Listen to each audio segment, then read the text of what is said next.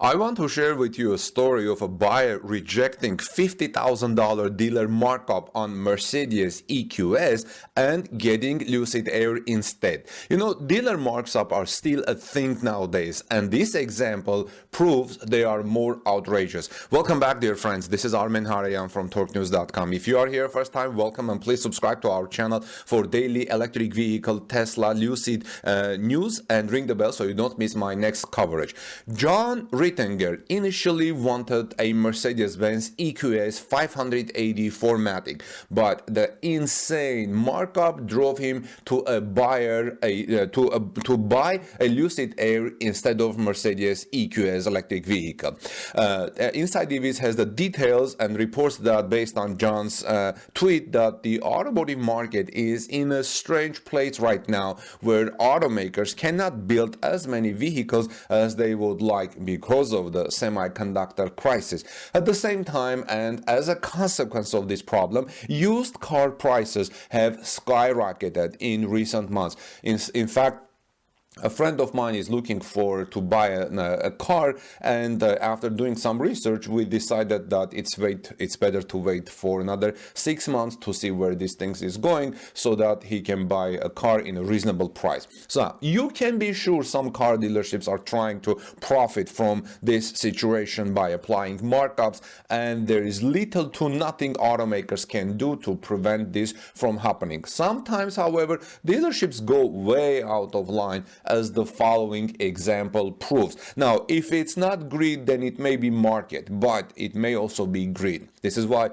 Inside EV's reporter said that sometimes dealerships go way out of line, as the following example proves. So Jon Rettinger, TechnoBuffalo founder and popular YouTube influencer, says something like that happened to him while shopping for a 2022 Mercedes-Benz EQS 580 4MATIC.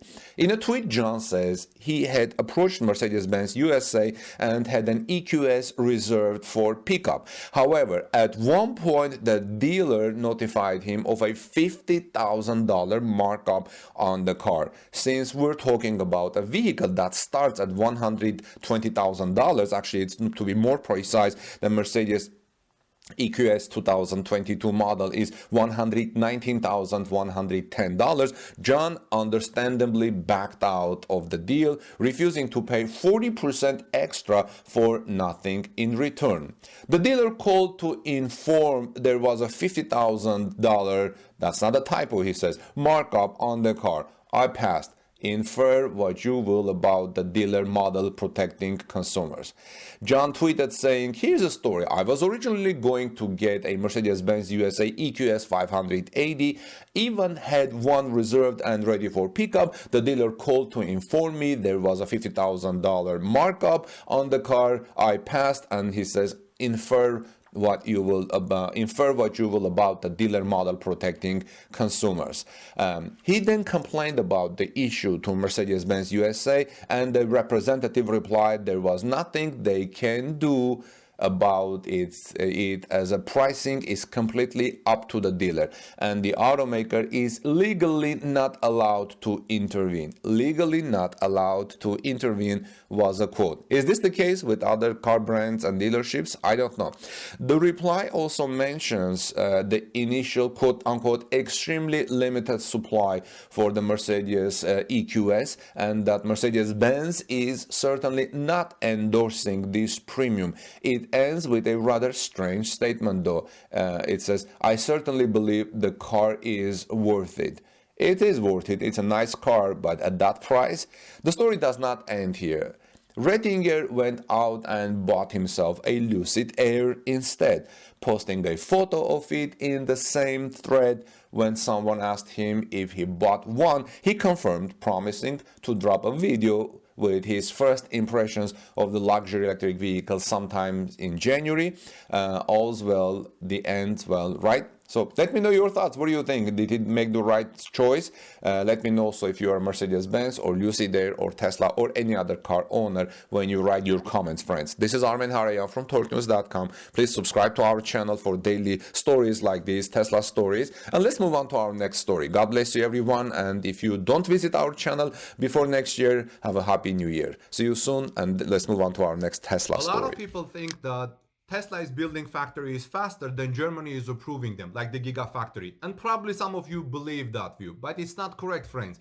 The paperwork for Tesla was only finalized a week ago. Tesla built Giga Berlin with preliminary approvals, and Germany acted very swiftly on them. However, Texas is doing much better in that department, despite being bigger and starting later than Giga Berlin. Look, they have complex rules over there in Germany, and the environmental groups that search for every little error at Giga Berlin Gigafactory, they could sue Tesla for. So better have a waterproof approval so that these groups won't be able to sue Tesla. 2 years is super fast in Germany for such a huge project. Also, as I understand it, Germany doesn't issue final operating permits until the construction is complete. So by definition, the permits can't be completed before the factory, and this should be true of every factory, no matter how long it takes to build. So I think we're still good for Tesla Giga Berlin to come online in early January, but as I've said before, it would be great for optics if Tesla did it today before January 1st on December 31st. So then they can say Tesla announced Giga Berlin Tesla started Giga Berlin in 2020 and it was approved in 2021. Good morning, dear friends. I want to bring you the latest from Giga Berlin. Right now at Tesla Giga Berlin, the latest is that quality over speed. We don't know exactly when Tesla will be able to produce its electric vehicles for customers at its Giga Berlin Gigafactory in Germany.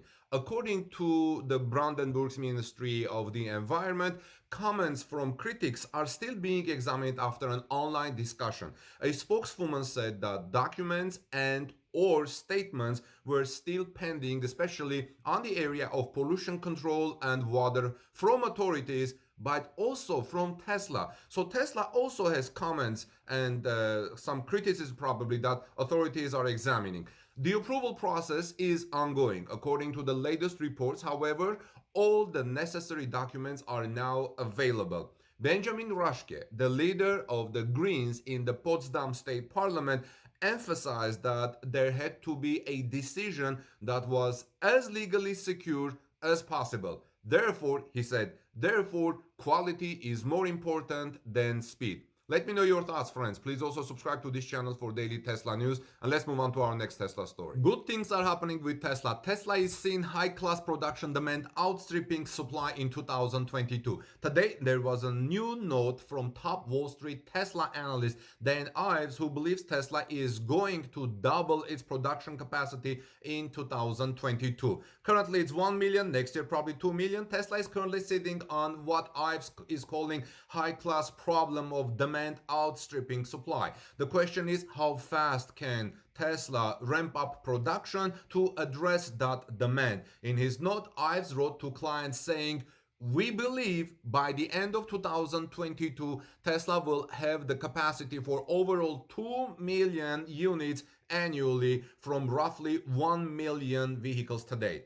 Ives also noted the importance of the Chinese market for Tesla in 2022. Here is what he said about the Chinese market, friends. He said, while logistical hurdles will be a near-term cost burden, we importantly believe Tesla has the potential to further expand its auto gross margin and profitability profile over the next 12 to 18 months, especially with more higher margin cars being sold and produced in China. That was the end of the quote.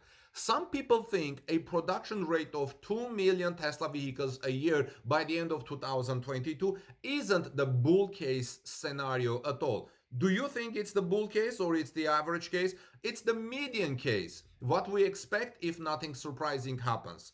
One person commented under Electrek's coverage of this topic and said, "I think there is a chance that Tesla might actually hit 2 million cars in calendar year 2022. That's a bull case, but not out of the question. They would need to ramp production at Texas, Giga Texas, really quickly, faster than Giga Shanghai, and ramp Berlin at about the same pace as it was with Shanghai. I'm in Giga Berlin. He says, I don't know if they can do it, but I think they'll pull out of all of the stops to try. And there is a plausible path to getting there. There is a strong financial incentive to go all out. The demand is there now while Tesla's competitors are still struggling to produce cars. Tesla has a window where they can grab a lot of market share, more or less uncontested. But Tesla needs to ramp up production at Giga Berlin and Gigafactory Austin very quickly. Giga Shanghai is going very